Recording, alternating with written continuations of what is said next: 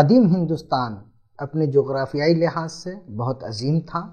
اس ہندوستان میں عطائے رسول خواجہ ہند خواجہ معین الدین چشتی قدس سرہ تشریف لائے اور اپنی دعوت و تبلیغ سے پورے ہندوستان کو منور کیا۔ آپ کا وصال 632 ہجری میں ہوتا ہے۔ آپ کے بعد آپ کے خلیفہ اجل حضرت خواجہ قطب الدین بختیار کاکی نے آپ کی روحانی فیوز و برکات کو آگے بڑھایا، لیکن آپ بھی اپنے پیر و مرشد کے بعد بہت دنوں تک کے اس حیات ظاہری میں نہیں رہے۔ 9 مہینے بعد آپ کا وصال ہو گیا۔ 633 ہجری میں حضرت خواجہ قطب الدین بختیار کاکی اس دنیا سے تشریف لے گئے۔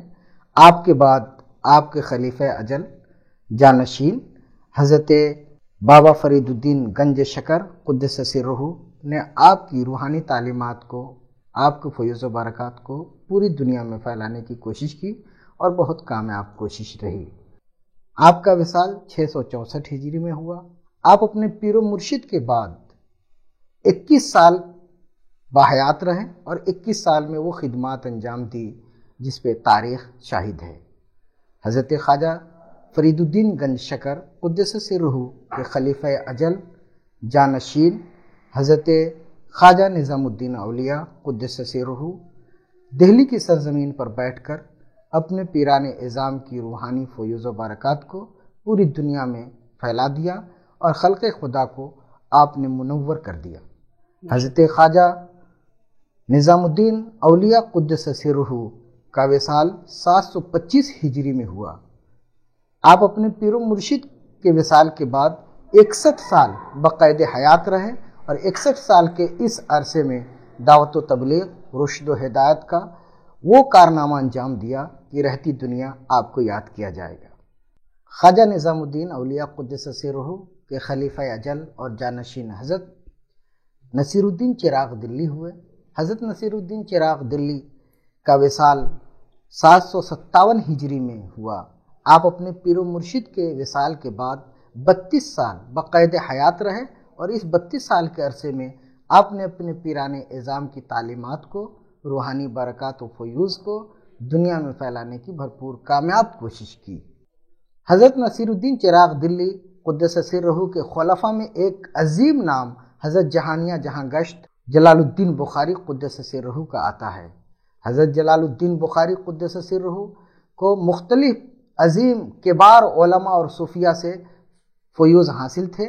آپ کو اجازتیں بھی تھیں، خلافتیں بھی تھیں، لیکن چشتیہ کی خلافت آپ کو حضرت خواجہ نصیر الدین چراغ دلی سے میسر آئی اور پھر آپ نے سلسلہ چشتیہ کے اس فیوز و برکات کو پوری دنیا میں پھیلانے کی کامیاب کوشش کی۔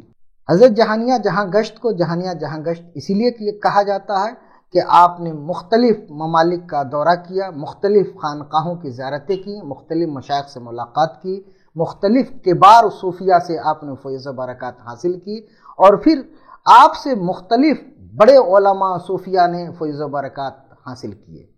اسی لیے آپ کو جہانیہ جہاں گشت کہا جاتا ہے اور مختلف سلاسل میں آپ کو فیض و برکات آج بھی رائج ہیں۔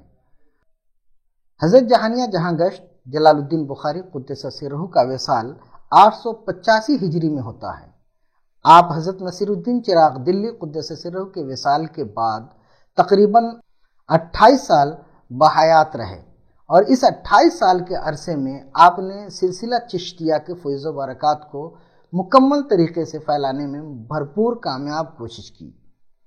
حضرت جہانیہ جہاں گشت جلال الدین بخاری قدس سرہ کو مختلف سلاسل مشہورہ مثلاً سہروردیہ، چشتیہ، قادریہ کی اجازتیں مختلف طرق سے پہنچی تھی اور آپ کے ذریعے یہ تمام سلاسل کے تمام فیض و برکات مختلف علاقے میں مختلف مشائخ تک، مختلف خانقاہوں تک کے بڑی آسانی سے پہنچ گئی۔ آپ کے خلفاء میں ایک عظیم نام حضرت خواجہ قوام الدین قدس سرہ کا آتا ہے جو آپ نسباً عباسی تھے اور آپ کو بڑے بڑے علماء اور صوفیہ نے محتسب عارفاں، رئیس درویشاں، برہان السالکین کے لقب سے یاد کیا ہے۔ آپ وہ عظیم شخصیت ہے جس شخصیت سے سلسلہ چشتیہ، مینائیہ، صفویہ میں بڑے بڑے علماء اور مشائخ کو آپ کی تربیت اور آپ کے فیض و برکات سے مستفیض ہونے کا موقع ملا ہے۔